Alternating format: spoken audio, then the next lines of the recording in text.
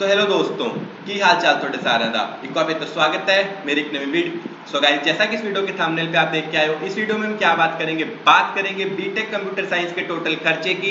कहां से? Lovely professional university से। तो जैसा कि आप में से बहुत सारे लोगों के जो 12th के एग्जाम है वो खत्म हो चुके हैं और वो एडमिशन लेने का सोच रहे हैं बीटेक कंप्यूटर साइंस में। कौन सी यूनिवर्सिटी में? लवली प्रोफेशनल यूनिवर्सिटी में। बट उनको डाउट है कि उनका टोटल कॉस्ट ऑफ स्टडिंग क्या रहने वाला है, टोटल फीस उनकी पर सेमेस्टर क्या रहने वाली है, टोटल उनका बजट क्या रहने वाला है, कौन कौन सी स्कॉलरशिप्स अवेलेबल है, एडमिशन प्रोसेस क्या रहेगा। तो इस वीडियो के एंड तक आपको ये सारे डाउट है जो मैं क्लियर कर दूंगा। उससे पहले अगर आप मेरे चैनल पर नए हो तो चैनल को सब्सक्राइब, ताकि कोई भी latest information lovely professional university के बारे में आप बिल्कुल भी मिस ना करें।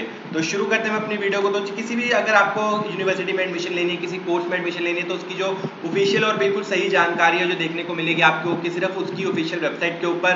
तो आज मैं आपको लेके आया हूँ, ठीक है, जो आपको स्क्रीन के ऊपर दिख रही है एलक्यू की ऑफिशियल वेबसाइट है। अगर आपको भी ऑफिशियल वेबसाइट के ऊपर आना है तो गूगल के ऊपर जाके सर्च करना lq.in के ऊपर आते ही आप ऑफिशियल वेबसाइट के ऊपर पहुंच जाओगे। और ऑफिशियल वेबसाइट के ऊपर जाने के बाद आपको एडमिशंस के ऊपर क्लिक करना है। एडमिशंस के ऊपर क्लिक करते आपको रेगुलर प्रोग्राम के ऊपर क्लिक करना है। रेगुलर प्रोग्राम के क्लिक करने के बाद 12th के बाद जितने भी कोर्सेज है जो लवली प्रोफेशनल यूनिवर्सिटी में ऑफर किए जाते हैं वो सारे कोर्स आपको देखने को मिल जाएंगे, जैसे कि इंजीनियरिंग, सीएससी, ठीक है, artificial intelligence, data science, cyber security, DevOps, computer science. वैसे तो सीएससी के अंदर यहाँ पे काफी सारी ऑप्शन अवेलेबल है। नॉर्मल सीएससी, सीएससी ऑनर्स के अंदर आपको artificial intelligence and machine learning, data science, cyber security, DevOps, ठीक है, इंटरनेट ऑफ थिंग्स, तो काफी सारी सीएससी आपको यहाँ पे देखने को मिल जाती है। यहाँ पे मैं आपको नॉर्मल सीएससी का जो खर्चा है लगभग बताने वाला हूँ कि आपका टोटल कॉस्ट ऑफ स्टडी क्या रहने वाला है। सिमिलरली आप जो दूसरी सीएससी का भी कैलकुलेट कर सकते हैं, बट यहाँ पे जो बजट रहने वाला है ऑलमोस्ट सेम रहने वाला है, चाहे आप नॉर्मल सीएससी करें चाहे ऑनर्स करें, ज्यादा फर्क नहीं आएगा। सिर्फ 50, 60 या 1 लाख तक का जो डिफरेंस है वो आ जाता है अगर आप ऑनर्स करने जा रहे हैं, वो भी मैं आपको दिखा देता हूँ, ठीक है। तो यहाँ पे हम बात करने जा रहे हैं बजट, ठीक है।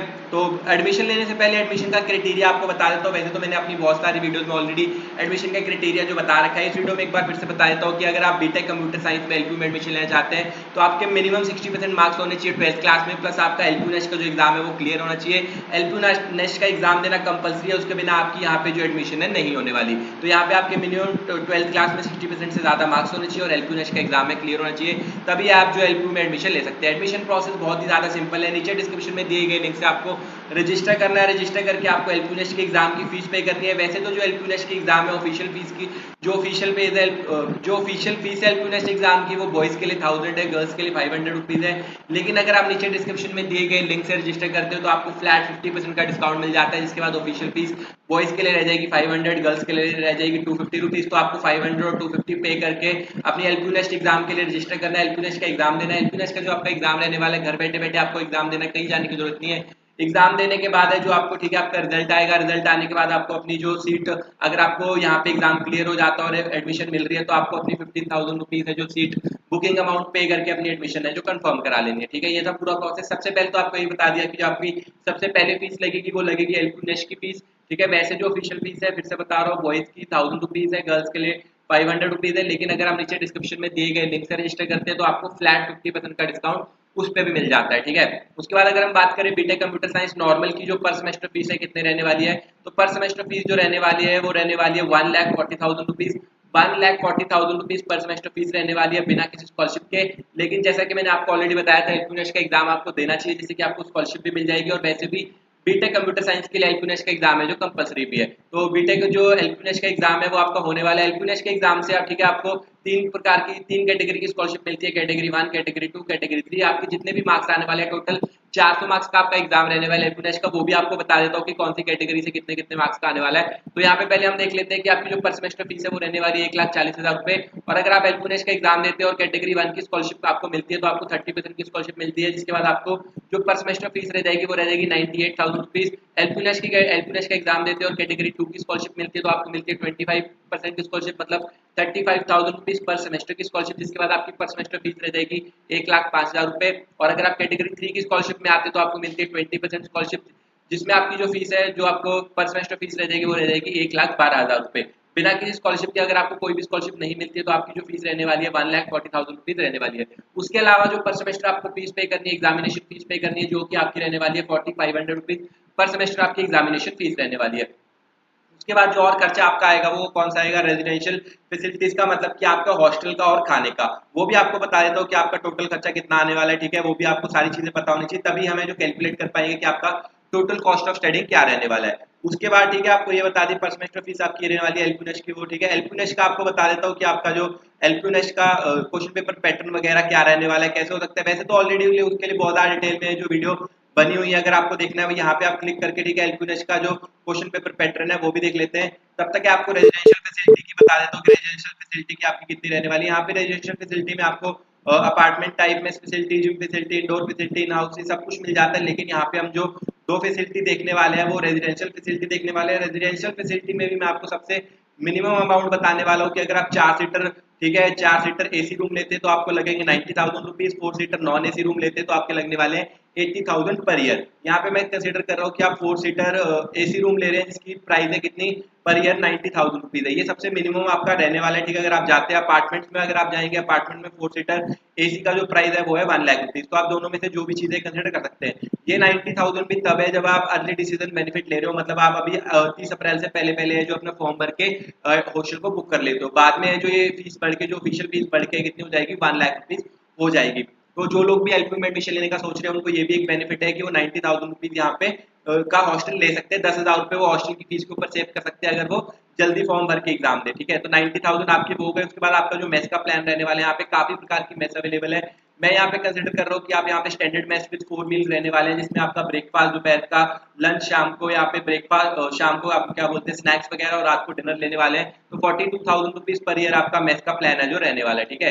तो ये हो गया आपका रेजिडेंशियल और मेस का खर्चा। तो यहाँ पे हम टोटल अब कैलकुलेट करते हैं कि आपका टोटल खर्चा है जो कितना लग जाने वाला है। तो अगर हम बात करें कंप्यूटर साइंस की फीस की, तो यहाँ पे आपकी पर सेमेस्टर जो फीस है वो रहने वाली है 1,40,000 रुपीज। उसके बाद आपकी एग्जामिनेशन फीस रहने वाली है 2500। तो टोटल अगर हम करें तो आएगा 142500, ठीक है। इसको आपको 8 बार पे करना है क्योंकि आपके टोटल 8 सेमेस्टर देने वाले हैं। तो टोटल आपकी जो एकेडमिक फीस हो गई वो कितनी हो गई 11,40,000 रुपीज आपकी सिर्फ कितनी हो गई एकेडमिक फीस हो गई। उसके बाद हॉस्टल फीस की बात करें तो हॉस्टल फीस आपकी जो 1 साल की रहने वाली है 90,000 और 42,000, 90,000 आपके रूम का खर्चा है, 42,000 आपके मेस का खर्चा है, जिसको टोटल मिला के होता है 1,32,000 रुपीज। इसको आपको 4 बार पे करना है क्योंकि 4 साल का कोर्स है और ये जो फीस रहती है ईयरली रहती है। तो आपको इसको 4 बार पे करना है। तो आपको टोटल फीस जो आपने पे की वो पे की 5,28,000 रुपीज। टोटल अगर हम करेंगे एकेडमिक फीस और रहने का खर्चा तो आएगा आपका अप्रोक्सीमेट 16,68,000 रुपीज। तो अप्रोक्सीमेट 17 लाख रुपीज का आपका बजट रहेगा बिना किसी स्कॉलरशिप के। अगर आप कोई भी स्कॉलरशिप नहीं रहते हैं तो आपका 17 लाख रुपीज का बजट है वो रहने वाला है अगर आप यहाँ से बीटेक कंप्यूटर साइंस करना चाहते हैं। ऑनर्स की बात करें तो ऑनर्स का आपका थोड़ा सा जो फीस है वो ज्यादा होती है, 10-15 हजार रुपए पर सेमेस्टर ज्यादा होती है। तो उसके लिए आपका जो बजट रहने वाला है 17 लाख रुपीज आपका बजट 17 to 17.5 लाख रुपीज के बीच में आपका एस्टिमेट बजट रहेगा अगर आप यहाँ पे सीएससी ऑनर्स करना चाहते हैं बिना किसी स्कॉलरशिप के। एक बार फिर से बता रहा हूँ, लेकिन अगर आप एलपीनेश का एग्जाम देते हैं, एलपीनेश के एग्जाम में आपके अच्छे मार्क्स आते हैं तो आपको अच्छी खासी स्कॉलरशिप मिल जाती है। एलपीनेश का जो आपका एग्जाम रहने वाला है वो 150 मिनट का एग्जाम रहेगा, मतलब कि 2.5 घंटे आपको एग्जाम के लिए मिलेंगे। सारे एमसीक्यूज क्वेश्चन आने वाले हैं, उसमें से आपको ठीक है ऑप्शन मिलती है, आप इनमें से कोई भी 4 सब्जेक्ट चूज करके अपना एग्जाम दे सकते हैं, जिसमें कि आपको जैसे कि आपकी पहली ऑप्शन रहती है आप या इंग्लिश, फिजिक्स, केमिस्ट्री और मैथ चूज कर सकते हैं, या आप इंग्लिश, फिजिक्स, केमिस्ट्री और बायोलॉजी, मतलब कि या तो आप पीसीएम नॉन मेडिकल के सब्जेक्ट या आप चूज कर सकते हैं पीसीबी जो कि मेडिकल के सब्जेक्ट है। इनमें से कोई भी एक ऑप्शन चूज करके आप एग्जाम दे सकते हैं। फिजिक्स के 25 क्वेश्चन आएंगे, मैथमेटिक्स के 25 क्वेश्चन आएंगे, केमिस्ट्री के 25 क्वेश्चन आएंगे और इंग्लिश के 25 क्वेश्चन आएंगे। एक क्वेश्चन रहेगा 4 मार्क्स का, टोटल मैक्सिमम मार्क्स एक सब्जेक्ट के रहने वाले 100। टोटल जो एग्जाम रहने वाला है 400 मार्क्स का रहने वाला है, कोई भी नेगेटिव मार्किंग नहीं रहने वाले। टाइम आपको दिया जाएगा 2.5 घंटे, सारे एमसीक्यूज क्वेश्चन आएंगे, घर बैठे बैठे आपका एग्जाम होने वाला है, कहीं आपको जाने की जरूरत नहीं पड़ेगी। तो ये आपको एलपीनेश के एग्जाम के बारे में बता दिया, ठीक है। तो एक बार फिर से आपको बता रहा हूँ कि अगर आप एलपीनेश का एग्जाम देते हैं तो उससे आपको काफी ज्यादा अच्छा जो बेनिफिट है वो मिल जाता है। अगर आप कैटेगरी 1 की स्कॉलरशिप में आते तो आपको मिलते हैं 30% की स्कॉलरशिप, मतलब आपका 42,000 रुपीज पर सेमेस्टर जो फीस है वो कम हो जाएगी। और अगर आपको सिर्फ मिनिमम कैटेगरी 2 की स्कॉलरशिप भी मिलती है, कैटेगरी 3 की स्कॉलरशिप भी मिलती है, तो भी आपको 20% की स्कॉलरशिप मिल रही है, जिससे कि आपका 28,000 रुपीज पर सेमेस्टर जो फीस है वो लेस हो जाएगी। तो अगर आप एलपीनेश का एग्जाम देते हैं और आपकी मिनिमम कैटेगरी 3 की स्कॉलरशिप भी लगती है तो भी आप अपना बहुत बड़ा अमाउंट है जो सेव कर लेंगे, जिससे कि आपका अगर हम बात करें 28,000 रुपीज पर सेमेस्टर में सेव हो रहा है तो एक साल में आपके सेव हो रहे हैं 50,000 रुपीज, और टोटल आपके जो 4 साल में सेव हो जाएंगे 2 लाख रुपीज आपका जो बजट है वो कम हो जाएगा। और यहीं पे अगर आप यहाँ पे 30% की स्कॉलरशिप लेते हैं तो एक साल में अप्रोक्सीमेट आपका 1 लाख रुपए सेव हो रहा है, और टोटल 4 साल में आप अपना 4 लाख रुपए जो सेव कर लेंगे अगर आपको 30% की स्कॉलरशिप मिल जाती है।